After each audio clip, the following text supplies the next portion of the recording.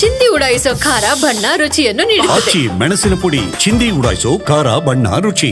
ಗುಜರಾತ್ನ ಅಹಮದಾಬಾದ್ನಲ್ಲಿ ಭೀಕರ ವಿಮಾನ ದುರಂತ ಏನು ಸಂಭವಿಸಿದೆ. ಮೃತದೇಹಗಳನ್ನ ಪತ್ತೆ ಹಚ್ಚೋದಕ್ಕೆ ಅಂತ ಆಸ್ಪತ್ರೆ ಸಿಬ್ಬಂದಿ ಹರಸಾಹಸ ಪಡ್ತಾ ಇದ್ದಾರೆ. ಕಾರಣ 241 ಪ್ರಯಾಣಿಕರ ಮೃತದೇಹ, ಅದೇ ರೀತಿಯಾಗಿ ಉಳಿದಂತೆ ವಿದ್ಯಾರ್ಥಿಗಳ ಮೃತದೇಹ ಸೇರಿ ಒಟ್ಟು 265. ಈವರೆಗೂ 230 ಜನರ DNA ಸ್ಯಾಂಪಲ್ ಪಡ್ಕೊಂಡಿದ್ದಾರೆ. ಮೃತ ಕುಟುಂಬಸ್ಥರಿಂದ ಸ್ಯಾಂಪಲ್ ಸಂಗ್ರಹ ಮಾಡಿದ್ದಾರೆ ಸಿಬ್ಬಂದಿ. ಇವತ್ತು 6 ಜನರ ಬಳಿ DNA ಸಂಗ್ರಹಿಸಿದ್ದಾರೆ ಆಸ್ಪತ್ರೆ ಸಿಬ್ಬಂದಿ.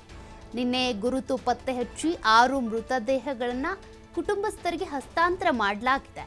ಮುಖಚಹರೆ ಪತ್ತೆಯಾಗಿ 6 ಮೃತದೇಹಗಳನ್ನು ಹಸ್ತಾಂತರ ಮಾಡಲಾಗಿತ್ತು. ಈ ರೀತಿ ಮುಖಚಹರೆ ಗೊತ್ತಾದರೆ ಬಹಳ ಸುಲಭ ಆಗುತ್ತೆ.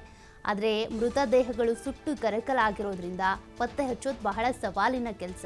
ಇವತ್ತು 6 ಜನರ DNA ವರದಿ ಬಂದ ಬಳಿಕ ಮೃತದೇಹವನ್ನು ಹಸ್ತಾಂತರ ಮಾಡಲಾಗುತ್ತೆ. ಇಲ್ಲಿ ಇರುವಂಥ ಒಂದೆರಡು ಆಪ್ಷನ್ಸ್ ಏನಪ್ಪ ಅಂದರೆ, ಮೃತದೇಹಗಳನ್ನು ಪತ್ತೆ ಹಚ್ಚಿ ಕುಟುಂಬಸ್ಥರಿಗೆ ಕೊಡಬೇಕು ಅಂದರೆ, ಒಂದು ಅವರ ಡೆಂಟಲ್ ಫಾರೆನ್ಸಿಕ್ ಟೆಸ್ಟ್ ಮಾಡೋದು, ಜೊತೆಗೆ ಮತ್ತೊಂದು DNA ಟೆಸ್ಟ್, ಹಾಗೆ ಫಿಂಗರ್ ಪ್ರಿಂಟ್ ಟೆಸ್ಟ್. ಬಟ್ ಇಲ್ಲಿ DNA ಟೆಸ್ಟ್ ಮಾಡಬೇಕು ಅಂದರೆ 2-3 ದಿನಗಳ ಕಾಲ ಸಮಯ ತೆಗೆದುಕೊಳ್ಳುತ್ತೆ. ಅಲ್ಲಿವರೆಗೂ ಕೂಡ ಮೃತದೇಹಗಳಲ್ಲೇ ಶವಾಗಾರದಲ್ಲೇ ಇರಬೇಕು. ಅವರ ಸಂಬಂಧಿಯ ಸ್ಯಾಂಪಲ್ ತೆಗೆದುಕೊಳ್ಬೇಕು. ತದನಂತರದಲ್ಲಿ ಮೃತದೇಹದ ಜೊತೆಗೆ ಮ್ಯಾಚ್ ಮಾಡಬೇಕು. ಇದಕ್ಕೆಲ್ಲ ಸಮಯಾವಕಾಶ ಜಾಸ್ತಿ ಬೇಕಾಗುತ್ತೆ.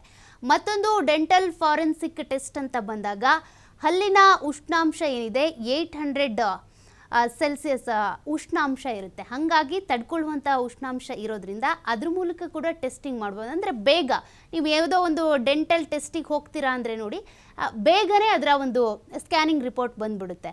ಬಟ್ ಬೇರೆ ಈ ರೀತಿಯಾಗಿ DNA ರಿಪೋರ್ಟ್ ಆದರೆ ಹಾಗಲ್ಲ, ಲೇಟ್ ಆಗುತ್ತೆ. ಹಾಗಾಗಿ ಇದೊಂದು ಆಪ್ಷನ್ ಕೂಡ ಇಟ್ಕೊಂಡಿದ್ದಾರೆ. ಮತ್ತು ಫಿಂಗರ್ ಪ್ರಿಂಟ್ ಆಪ್ಷನ್ ಕೂಡ ಇಟ್ಕೊಂಡಿದ್ದಾರೆ. ಬಟ್ ಕೆಲವರು ಫಿಂಗರ್ ಪೂರ್ತಿಯಾಗಿ ಸುಟ್ಟು ಹೋಗಿದ್ರೆ, ಏನು ಉಳಿದೇ ಇದ್ದರೆ ಅದು ಅಸಾಧ್ಯ ಆಗುತ್ತೆ. ಲಾಸ್ಟಿಗೆ DNA ಒಂದು ಆಪ್ಷನ್ ಆಗಿ ಉಳ್ಕೊಳ್ಳುತ್ತೆ. ಸದ್ಯ ಹರಸಾಹಸ ಪಡ್ತಾ ಇದ್ದಾರೆ ಅಲ್ಲಿನ ಆಸ್ಪತ್ರೆಯ ಸಿಬ್ಬಂದಿ. ಯಾವ್ಯಾವ ರೀತಿಯಾಗಿ ಮೃತದೇಹ ಪತ್ತೆ ಮಾಡಬಹುದು ಅಂತೇಳಿ ಒಂದು ಸವಾಲಿನ ಕೆಲಸ ಇದು.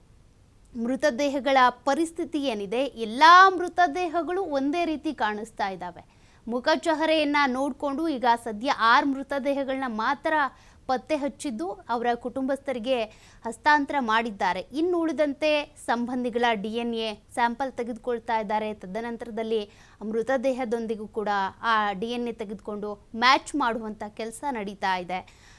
ಇನ್ನು ಫಿಂಗರ್ ಪ್ರಿಂಟ್ ಅಥವಾ ಡೆಂಟಲ್ ಫಾರೆನ್ಸಿಕ್ ಟೆಸ್ಟ್ ಇವುಗಳೊಂದಿಗೂ ಕೂಡ ಎಷ್ಟು ಮೃತದೇಹಗಳನ್ನು ಪತ್ತೆ ಹಚ್ಬೋದು, ಗುರುತು ಪತ್ತೆ ಹಚ್ಬೋದು, ಆ ಎಲ್ಲ ಪ್ರಕ್ರಿಯೆಗಳು ಕೂಡ ನಡೀತಾ ಇದ್ದಾವೆ.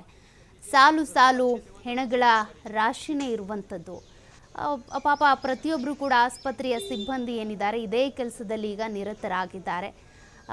ಒಂದು ವಿಮಾನದಲ್ಲಿ ಪ್ರಯಾಣ ಮಾಡ್ತಾ ಇದ್ದಂಥ 241 ಮಂದಿ ಸಾವನ್ನಪ್ಪಿದ್ದು, ಮತ್ತೊಂದು ಆ ಅವಘಡ ನಡೆದಿದ್ದರಿಂದ ಹಾಸ್ಟೆಲ್ನಲ್ಲಿದ್ದಂಥ ವಿದ್ಯಾರ್ಥಿಗಳು ಸಾವನ್ನಪ್ಪಿದ್ದು.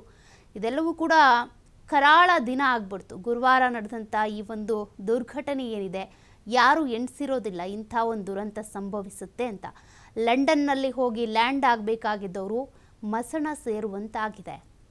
ಸದ್ಯ ಈಗ DNA ಸ್ಯಾಂಪಲ್ಗಳ ಸಂಗ್ರಹ 230 ಜನರ DNA ಸಂಗ್ರಹ ಮಾಡಿಕೊಂಡಿದ್ದಾರಂತೆ. ಬಟ್ ಅದಕ್ಕೆ ರಿಪೋರ್ಟ್ ಬರೋದಕ್ಕೆ ಸಮಯ ಹಿಡಿಯುತ್ತೆ. ಅದೇ ಈಗ ಸಿಬ್ಬಂದಿಗೆ ಹರಸಾಹಸ ಆಗಿರೋದು. ಕುಟುಂಬಸ್ಥರು ಕೇಳ್ತಾ ಇದ್ದಾರೆ, ಯಾವಾಗ ನಮ್ಮ ಸಂಬಂಧಿಕರ ಮೃತದೇಹವನ್ನು ಹಸ್ತಾಂತರ ಮಾಡ್ತೀರಾ ಅಂತ.